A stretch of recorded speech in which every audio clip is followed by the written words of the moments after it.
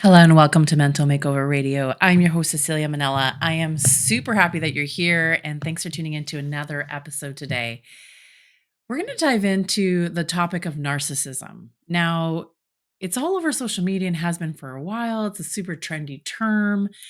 And I just find that everyone's using it without really fully understanding what narcissistic personality disorder actually is. So I'm going to do my best to break it down a little bit, help you understand, what we classify as narcissism. What does that look like potentially in relationships, but also really focusing on gaslighting, which is a really specific tactic, which is also very trendy these days. And maybe talking about ways that you can respond to acts of gaslighting. Now, you have to understand that narcissistic personality disorder is a really complex mental health diagnosable from the DSM. So, the DSM is the Diagnostic Statistic Manual. We're on its fifth edition. And really, what it is, it's this really massive book that goes through all the mental health disorders, mental illnesses, and creates these criterias. So it will list specific criterias that someone would have to meet in order to have a diagnosable mental health issue. Okay. So the problem is that we all have access to it, which is great. I mean, at some point, it was only professionals that had access to the DSM, and it kind of kept all this information behind, this kind of glass ceiling, so to speak, where only professionals had access to information and it wasn't easily accessible by everybody else. Now we live in an era where information is out there and it's out there in droves. There's so much information out there. The problem is that now it's missing context. Okay, so we have these terms like gaslighting and narcissism and toxic, and we use them so easily in our daily life these days, but we don't really understand where they come from and why we're using them and what actually classifies someone to be using any of these terms. Now, why is this a big issue for me? And why is it a big issue probably for every professional in the mental health world? Is that when we overuse terms like anxiety, depression, narcissism, when we just use them very easily, we water them down. And what happens is that we lose the knowledge of what this definition actually means. We water it down. So now everybody has anxiety. So if someone is truly living with a severe anxiety disorder or a panic disorder, when everybody has anxiety, it waters down that experience, which means people are less likely to get the help that they really need, or they feel invalidated, or they minimize their experience. It's the same thing I see happening with narcissism, is that whenever there's someone who is selfish or a little bit self-centered or makes decisions just for themselves, we love to call them narcissists. Oh, they're such a narcissist. And we're very dismissive of it. And I think it's a little bit dangerous when we become a little bit dismissive about what these terms actually mean, because it ties to someone's personal experience.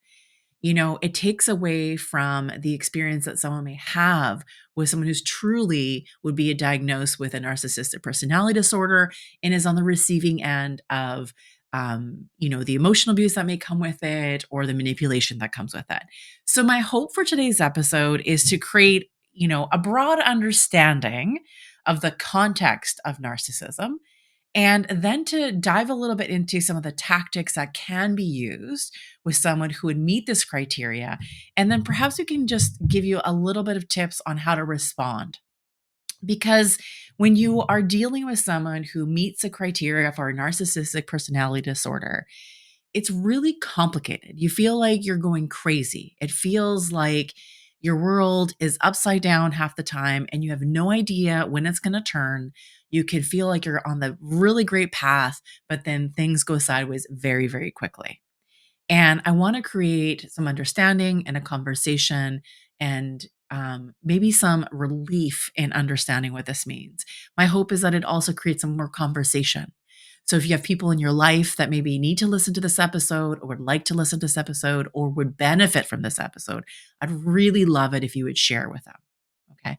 So let's dive into what the actual symptoms, or what we like to say criteria of narcissistic personality disorder. Now, it comes from the DSM, so DSM-5, because we're on the 5th edition. And in order to be diagnosed with a narcissistic personality disorder, you have to meet 5 of the 9 criteria. Okay.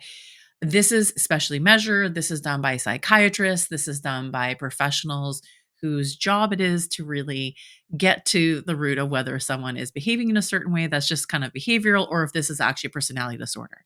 Personality disorders are, very steady. They don't change over time.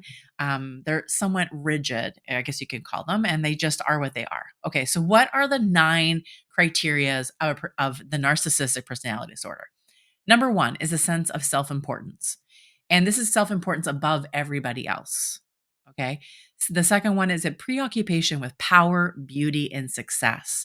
So it's being very concerned about power. So power can come from money, come from status. It can come from positions of power. So being a CEO or being a surgeon, and those things are very preoccupied with power. Okay.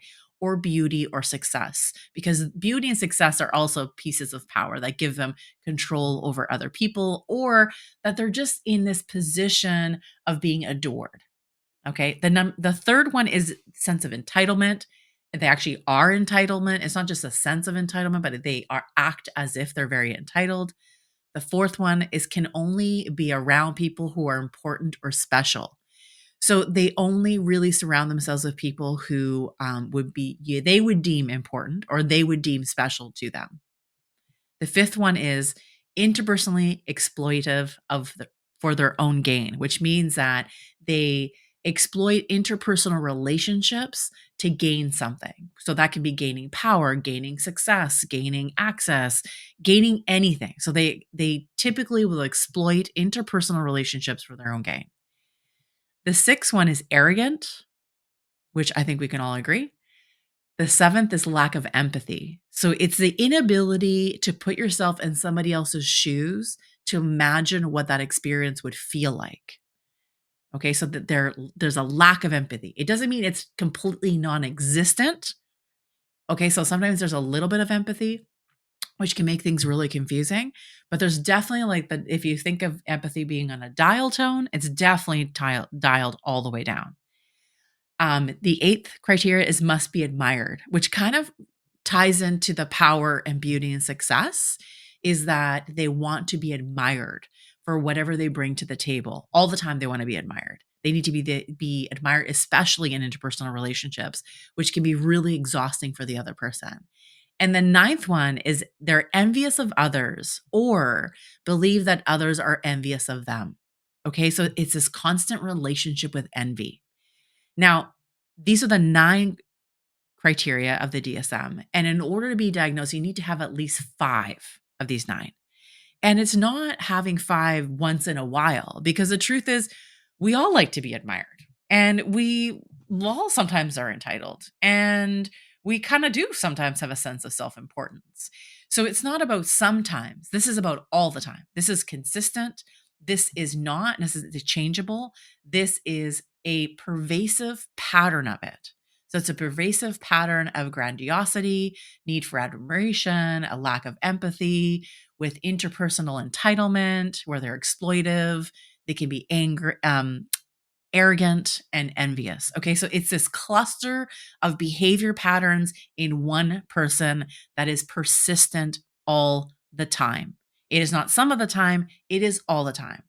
So I'm sure you can see now why it just kind of sometimes is a bit of a piss off to mental health practitioners or therapists or counselors that this term narcissism is being used so loosey-goosey out there, as if it's, you have a partner who happens to be selfish or self-centered, and we label them as narcissists.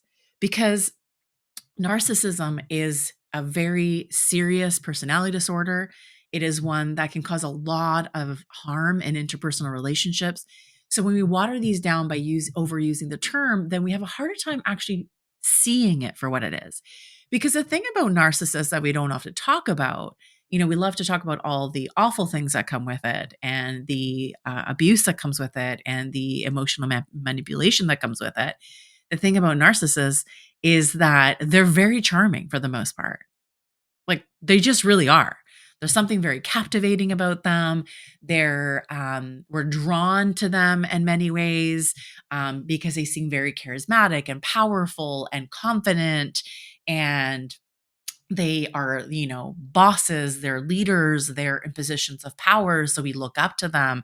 They have the ability to make really difficult decisions, because they really are all about their own success. So these are like the perfect people to be leading major corporations that maybe need to make really difficult decisions. These are people that you want to, be your brain surgeon, because they are invested in you being alive, because it kind of benefits them. So like, it's not like we don't have any socially, we don't have a space for people with narcissistic personality disorder. There is a space for everybody, and our needs and how we grow and how we thrive.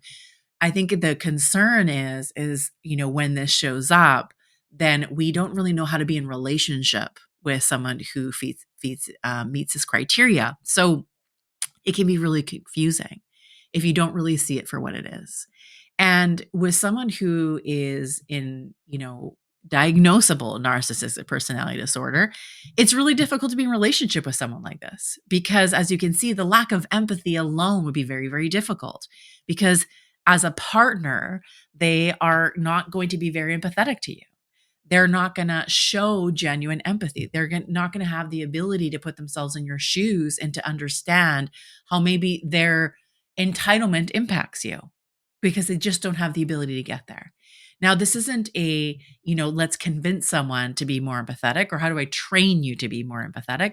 Because, in meeting the criteria for personality disorder, it by default, it means that it is fairly rigid, in that it's not very changeable. Now, people who would meet the criteria for narcissism can adapt, in the sense that they can perform empathy, they can perform connection, but it's not necessarily genuine, in the sense that they don't feel it the same way that those who don't meet that criteria actually feel. And it can make it very confusing, because what happens in relationships is that you sometimes feel this person loves you and adores you and puts you in a pedestal, and they just, want to do everything for you. And then on the flip side, in conflict, or when you inevitably disappoint them in some way, it feels like you're out in the cold. It feels like the light is not shining on you anymore, and you are out freezing in the winter without a jacket, just cold, because they pull all of that attention away from you, and it feels quite disruptive. And then they give you the attention back, which is part of the cycle of being hooked and just seeing the potential of someone. And I hear this a lot when I hear, when things are good, they're so good. I feel so loved and adored and just so connected to this person. But sometimes I feel like they're on their own, and they confuse me, and it feels manipulative, and I feel like I'm going crazy half the time. So this is usually signs that you're kind of involved with someone that maybe meets this criteria. So I want us to be really careful in using this term, because I think we need to understand it as a personality disorder, and not that you're just being narcissistic today and tomorrow you're not. Now, we all have tendencies. We can all have narcissistic tendencies, which is very different than calling someone a narcissist. Okay, so tendencies is we all kind of fluctuate in and out. I mean, we can all have a sense of self-importance, and we can all have a sense of being entitled. And maybe that gives us a little bit traits of narcissism, but that doesn't necessarily mean it would meet the criteria to be a narcissist. So these are two different things that I want to highlight, that show up differently in relationships. Now, I want to talk about gaslighting, because again, gaslighting is out there and everyone's talking about it. And, it's a genuine thing. And I think, again, it's a term that we sometimes overuse. So the actual definition of gaslighting is, it means that someone is trying to manipulate another person into doubting their own perceptions, doubting their experiences, and their own understanding of events. Okay. So it is this tactical, intentional approach to manipulating another person into doubting their perceptions, their experiences, in understanding of events. So understanding of events, we're talking about like the memory of something. So it's being in conversation with someone and saying, I remember that you said you didn't like me 2 weeks ago. And the response is, I never said that. That can be some tactics around gaslighting. Now, gaslighting, and again, we can all do some of these traits of it or some pieces of it, but the difference is that when we're talking about gaslighting as a tactic, we're talking about this being intentional, and this being in a way to win the conversation or a way to absolve themselves from responsibility or accountability. It's not just a way of being. It's not just a regular argument. It is confusing, and it leaves you spinning. Like you really don't know what's up or down anymore. You've kind of lost your way, and you start to doubt yourself. You start to think, God, maybe I'm the one that's going crazy. Maybe I'm the one that's remembering it wrong. Maybe like you are right, and maybe I am wrong. And maybe I'm the one that's like losing my mind, because that's what it feels like to be in conflict with someone who is really enacting a gaslighting tactic to get what they want and what they need. Now, if you're in a relationship with someone who would meet the criteria for a narcissistic personality disorder, it is win at all costs in conflict. You have to remember that there isn't a negotiation, there isn't, mutual understanding, there isn't the space of coming together in relationship to repair the conflict. Okay. When you're dealing with someone who is a narcissistic personality disorder, it is win at all costs. Okay, because it's important for them to be successful. It's important for them to have that power in that relationship. It's important for them to be admired. So all of this creates this cluster of a behavior that we call gaslighting. And you will know it when when you're in it. You have this sense of being confused by it. Okay. So there are some, specific tactics that come with gaslighting, and I want to share those with you and then have some ideas of how to respond to them. So one of them is what we call withholding. So this is about withholding information or manipulating the truth to create doubt and confusion and pretend as if they don't understand what you're saying, or they're declining to even hear what you're saying. Okay, that's withholding. So that's like withholding the space, the connection, the ability to have a conversation with someone. They pretend to be confused. Like, I don't really know what you're talking about. You're crazy. You are making things up. This is what it sounds like. You're crazy. You're making things up. You're not understanding it. I'm not even going to give you the time of day. So it's all these things about withholding attention and withholding understanding. Okay, so they manipulate the truth by creating doubt in you. The other thing that they do is we would call countering. So in this tactic, they question your memory, they question your thoughts, and they question the events occurring around you, even though you remember it correctly, so that you start questioning your own sanity. So what they do is they'll like around the topic that you're bringing up in conversation. Let's say you want to talk about money in a relationship. What they'll do is they'll start just questioning your memory and your thoughts. Like, why do you remember it that way? That's not how it happened. I don't remember that at all. You're just making this up. They question the events around you. Like, are you crazy? They actually will say things like that. I think you're crazy. I think you're making things up. So what they do is they counter in a way that feels very attacking. That can be, sometimes is couched in love, in the sense that they're just like, I just don't understand. And this doesn't make any sense to me. Why would you be saying this? So it doesn't always come off as aggressive per se in the tone of the language all the time, but in the what it feels like on the receiving end can feel quite aggressive. Then what they can do, the third one is what they do is that they do a thing we call diverting. So they change the subject and diverts the person's attention so that they don't have to take responsibility for their wrongdoings. Okay, so it's diverting to something else. So you go to your partner and you say, I'm feeling really overwhelmed. I have, all the responsibilities of child rearing and managing the house and all the things that you're trying to do. And they go through the conversation, and their response back is, but look at everything I do. I don't get any accolades for anything that I do. I do this, I do this, I do this, I do this. And then all of a sudden the conversation now becomes about the other person. It becomes about how they're amazing and how they're doing all the work. So anything you wanted to bring up in conversation about how maybe you're feeling disconnected or you're feeling overwhelmed or you're at your wit's end now turns into a conversation about them. So this is the diverting tactic. And the final and fourth tactic of gaslighting is trivializing. So this refers to the invalidating of your thoughts and your feelings. In this technique, they blame you for being too sensitive, too reactive to something, even if your concern and emotions are valid. Okay, so it's now your fault. It's not their fault anymore. So these are really important things to remember when it comes to gaslighting.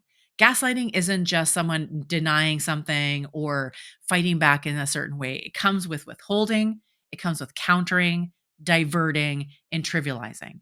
So those are very specific tactics that come with gaslighting. Now, as you can imagine, being in a conflict with someone who is doing this is actually really difficult because you are not thinking like they do. The thing about narcissistic personality disorder is this isn't a choice as in the sense of I'm choosing to be manipulative. When we talk about personality disorders being rigid or being kind of firm, it means that they see the world differently. They just see the world differently, and their brain functions in a very specific way that is very different from someone who does not meet the criteria for narcissistic personality disorder. So their brains function a little bit different. How they see relationships are very different. Just how they see interpersonal relationships, is very different because for them, it's one interpersonal relationship and how does it meet my needs? Okay, which is a very different approach than my interpersonal relationship is about a shared experience of love and connection. That's very different. It's not about sharing for someone who is narcissistic. It's much more about how does this meet my need in some sort of way. So in conflict, it's very difficult because they are looking to meet their own needs, while you would be coming into that conflict wanting resolution and wanting repair and wanting collaboration. But that's not their goal. Their end goal is to come out without any responsibility. Their end goal is to make sure that they continue to be admired. And they have the sense of they're just entitled to this, entitled to not have any responsibility. And it happens very quickly because they're just really good at it because they've been doing it for their entire lives. And this is just how they operate. It's not, again, like a choice. It's not that they wake up one day and say, oh, today I'm going to be a narcissist. This is a way of being in the world. And so we don't understand it. People on the outside don't understand it because we can't wrap our minds around how someone could be this way. But this is how they've always been. This is how their brain has always functioned. So we need to move away from trying to understand sometimes because understanding keeps us locked in this loop of trying to make sense of something because we're trying to make sense of it because we want to change the other person. We want them to show up in a relationship in the same way that we show up, but they're not going to. So we sometimes get stuck in this loop of trying to understand. We get stuck there because we want them to come closer to us. We want them to understand our perspective. We want them to have empathy, but in fact, they don't have it. So then you go crazy trying to change this other person and you're doing all the work and they are not doing any of the work.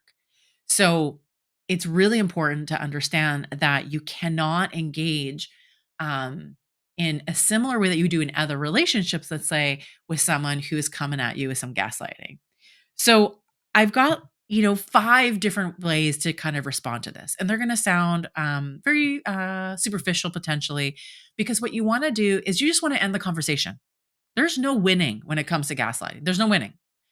I want you to know that you are not going to win in the sense of like, what does winning mean? That the person who is gaslighting is going to come with empathy. That's just not going to happen. So the best thing to do is to get out of that conversation, to end that situation as much as possible and get yourself into more of an emotionally safe place. So things that you can say to shut down gaslighting as much as possible and to walk away is to say, 1, I'm sorry that you feel that way. And that's it. Just end it. I'm sorry that you feel this way. If they come at you with, you're crazy, you're making this stuff up, the answer is, I'm sorry that you feel that way. And that's it. To not engage, to not defend yourself, to not get roped into the conversation as much as possible. The second thing you can say is, I can accept your faulty perception of me. And that's going to be a little bit of a zinger because we don't want people to have a faulty perception of us, but you are not going to convince somebody who's gaslighting you to see you differently. It is a pointless conversation that is only going to emotionally harm you and psychologically harm you. So I want you to say, I can accept your faulty perception of me. The third thing you can say is, I have no right to control how you see me. And you just let it go. Again, this is not to win. This is to get out of the conversation, to end the conversation as much as possible, as quickly as possible, to end it, because you're not going to convince someone who's gaslighting you to not gaslight you, or you can't convince them that they're actually gaslighting you in the middle of actually gaslighting you. Okay. The fourth thing you can say is, I guess I have to accept how you feel. And the fifth thing is, your anger is not my responsibility, and to end the conversation. So those are the five things that I would suggest in a situation where you find yourself being gaslit by somebody, or being in a conversation where you know that the other person is creating this manipulation of doubt of your perceptions and your experiences and your understanding of events. Is, I want you to get out of that conversation, not engage in it, not try to convince them, not trying to show them that they need to show you some empathy, because that's not really going to go anywhere. What you need to do is to end the conversation and walk away as much as possible. And those five statements are very clear. They're very to the point. They're not very long, which will get you out of the conversation. I really hope that this brought some insight into narcissism and maybe clarifies maybe some of the content that you've been reading or the way you talk about it. I really would love it if you share this with your friends, or anyone who needs to hear it, to understand that this is a really complex topic. And I just spent like 25 minutes trying to break it down. I'm into bite-sized pieces for you to understand, and to really challenge yourself from not using that term narcissism unless you really do feel that someone meets those criteria. Because again, when we water things down, we take away from other people's experiences of abuse at the hand of someone who would meet the criteria for narcissistic personality disorder. Thank you for listening today. Your support means the world to me, and it helps this podcast grow, which has been growing exponentially since it released in November. So I really appreciate you tuning in. And please share this with people who might be, just benefit from hearing about this. If you hadn't had a chance to rate and review the podcast, I would love if you could do that. It just gives us a bit more platform to be able to grow and reach more people, and just sharing some great tips for better mental health, and just how to expand your world in a way that is meaningful to you by gaining some understanding of yourself and your own self-reflection. So thanks again. And thanks for being part of the Mental Makeover community. Till next time, be bold, be well,